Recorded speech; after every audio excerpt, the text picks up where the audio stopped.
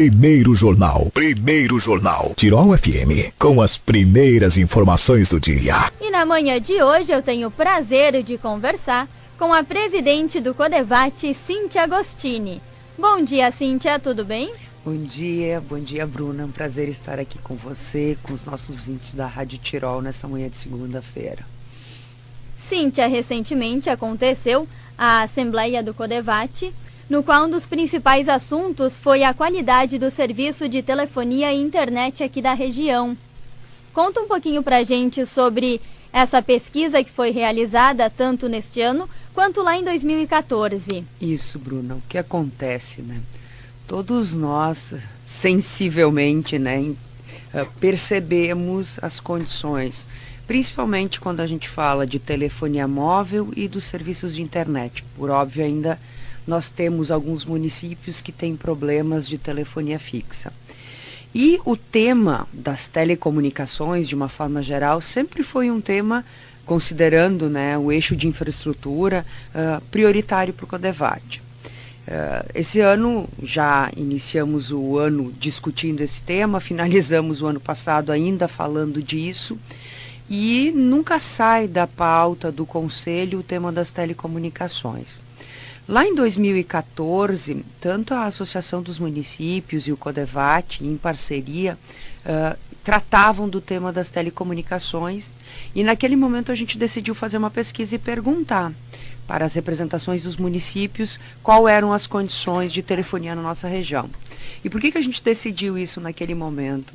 Porque tanto a agência reguladora como as operadoras, que era com quem a gente tinha contato e estava tentando fazer algum movimento de qualificação desses serviços, dizia assim, olha, a gente não sabe quais são os problemas, a gente não tem reclamações. E aí nós levantamos os problemas.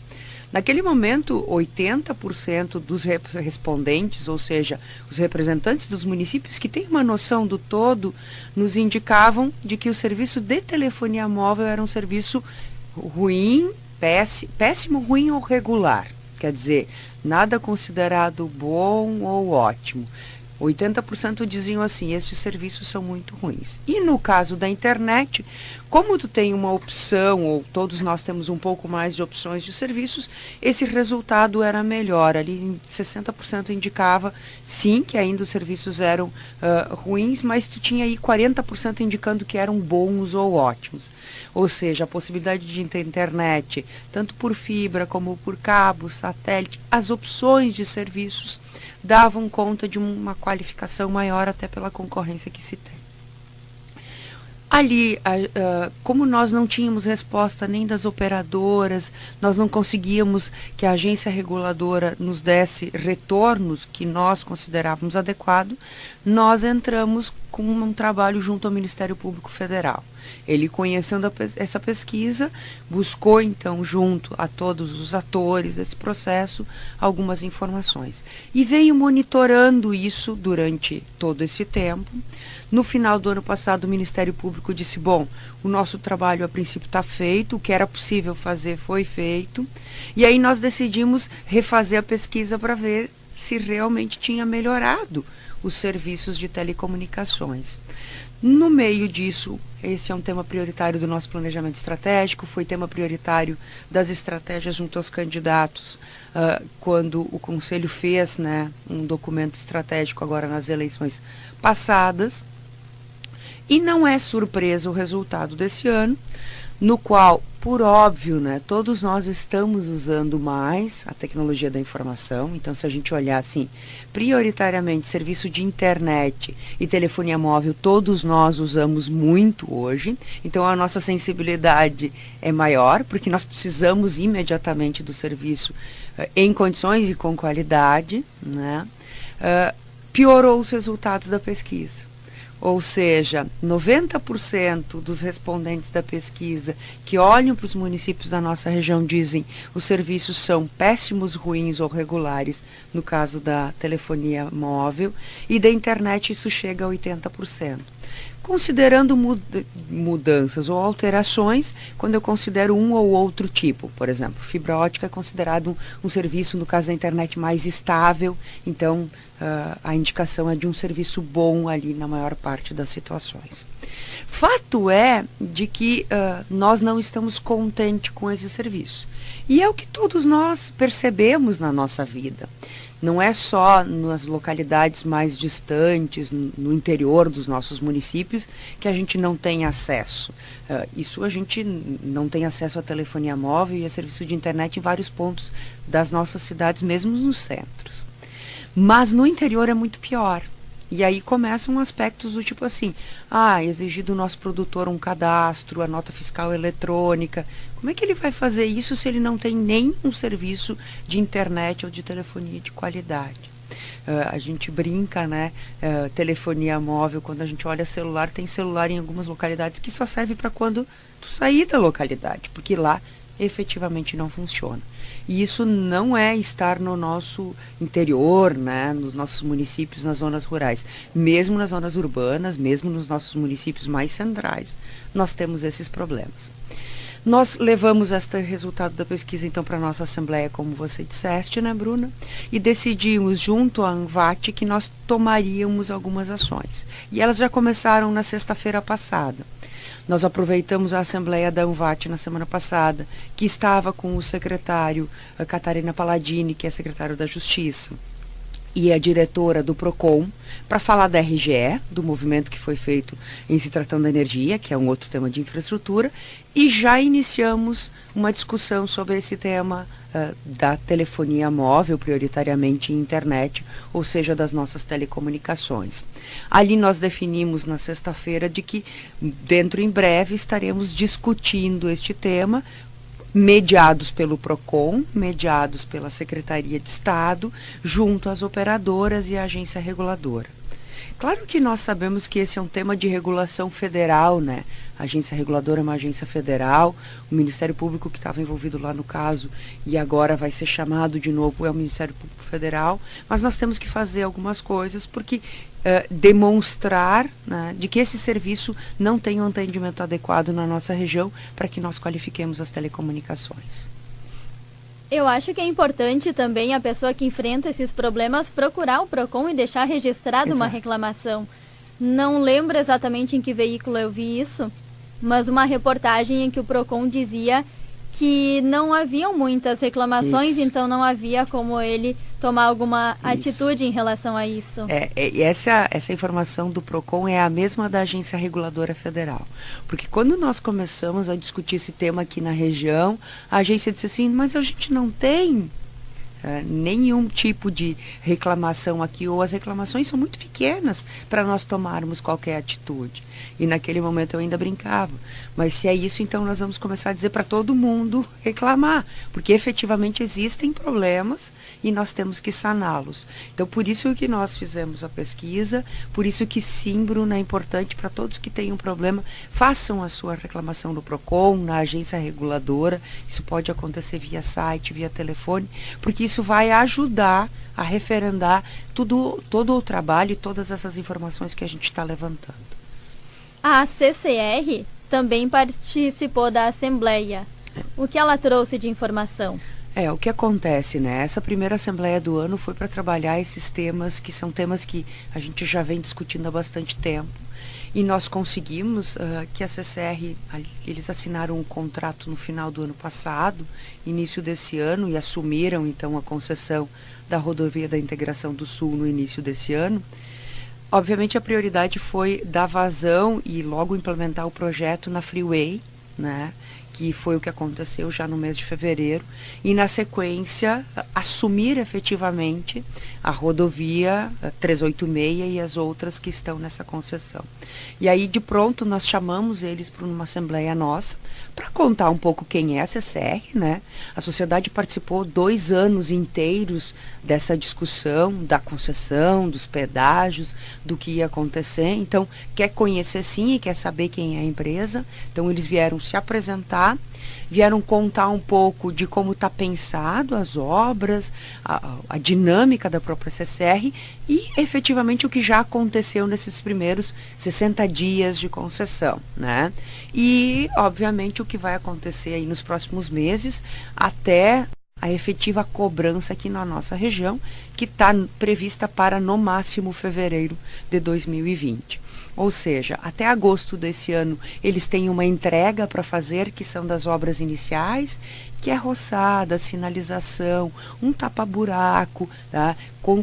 Dar condições mínimas de trafegabilidade e segurança na rodovia, para daí efetivamente, paralelamente a isso, construir as praças e depois começar a cobrança. E aí, depois de começar a cobrança, efetivamente as obras de maior porte, que ali no terceiro ano da concessão já começam a duplicação. Todos nós temos visto, né, ao longo da rodovia, algumas roçadas, sinalização, etc. e tal. E aí foi um momento de nós conversarmos um pouco com a CCR sobre esses temas, sobre outros que surgem, né, no debate, de coisas que nós precisamos ter de informação da CCR, por exemplo, como é que a gente age em termos de a iluminação pública, né, nas nossas rodovias, em termos de faixa de domínio, etc. e tal. Mas, além disso, eles nos trouxeram também uma dinâmica que é do próprio Instituto da CCR, que a gente no segundo semestre vai mediar também uma reunião com os nossos municípios, como eles agem em termos de programas vinculados aos municípios. E, obviamente, né, Bruna e ouvintes, depois desta apresentação geral para a região, eles vão estar conversando, e já estão conversando, com cada um dos municípios, os gestores municipais ao longo da rodovia, para eles entenderem, né, as obras que estão acontecendo e que irão acontecer em cada um dos trajetos. Isto é muito de um trabalho que nós fizemos, todos nós envolvidos no edital, na construção do edital. Então, agora nós temos que trabalhar para que este edital e tudo que foi contratado seja efetivamente implementado. Então, nosso papel é de fiscalizador e, obviamente, de cobrança para que efetivamente aconteça aquilo que nós trabalhamos tanto para que acontecesse. Quais foram os outros assuntos tratados na Assembleia? Nós tivemos mais 2 ou 3 temas que nós tratamos, muito em termos de comunicação para a nossa Assembleia, porque eles estão iniciando. A cada novo governo, Bruna e ouvintes, a gente passa por isso, né? Uma adequação da nossa relação em se tratando do governo do Estado, que é a nossa maior relação. E aí nós estamos pautando alguns debates junto à nova administração do Estado, prioritariamente com a Secretaria de Gestão e Governança, que é a secretaria no qual nós estamos vinculados, e nesta nós estamos trabalhando com um tema que a gente sempre debate aqui com o nosso ouvinte da Tirol, que é a consulta popular. Todos lembram de ter me ouvido falar de que a consulta fechou 20 anos e agora nós estamos propondo uma mudança metodológica para os próximos 20 anos da consulta. E, óbvio, nós não vamos ter isso implementado já nesse primeiro ano. A ideia é iniciar os próximos 20 anos da consulta popular. Nós sabemos das fragilidades e a gente discutiu várias vezes aqui, o nosso ouvinte conhece, mas esse é um processo de participação que nós não podemos perder. Fato é de que a gente tem que melhorar ele. Então, tem uma proposta de mudança metodológica, de discussão das propostas estratégicas para as nossas regiões, de mediação dos serviços públicos, que é o que acontece como prioritário. E é uma relação nossa com o Estado que inicia, né, esse novo ciclo. Está em debate ainda, nós não temos já informações e possivelmente para esse ano não vai ser essa metodologia, mas nós estamos trabalhando. Um outro tema que é afeto a todos e que surgiram algumas discussões, principalmente se tratando da área da saúde e da educação, que é o grande tema da regionalização do Estado, ou seja, os recortes regionais que nós temos no Estado do Rio Grande do Sul. E o Estado está disposto a fazer uma leitura sobre essas diversas regionalizações. Isso não quer dizer fechar ou abrir coordenadorias, que foi o que acabou acontecendo, né? Uma discussão bastante pesada num ano na saúde, no outro ano da educação. Vai acontecer fechamento de coordenadorias no Estado, nós não vamos conseguir atender. Por óbvio que a gente entende, e quem está envolvido no processo, de que os serviços públicos melhoraram muito em termos de acesso às nossas regiões, ao centro do estado. E que bem, talvez alguns tipos de serviço não precisam passar pela coordenadoria. No entanto, tem muitos outros que foram agregados no serviço público e no atendimento do serviço público, que hoje é papel das nossas coordenadorias regionais. Fato é que só na administração do estado existem 27 recortes diferentes de regionalização. Então é muito difícil fazer qualquer tipo de planejamento de estado se eu tenho 27 recortes diferentes. Ou seja, tem município que ora tem que falar sobre segurança numa região, sobre educação na outra região, sobre saúde na outra e assim por diante. E a ideia é ter uma relativa homogeneidade dessa discussão ou desses recortes regionais.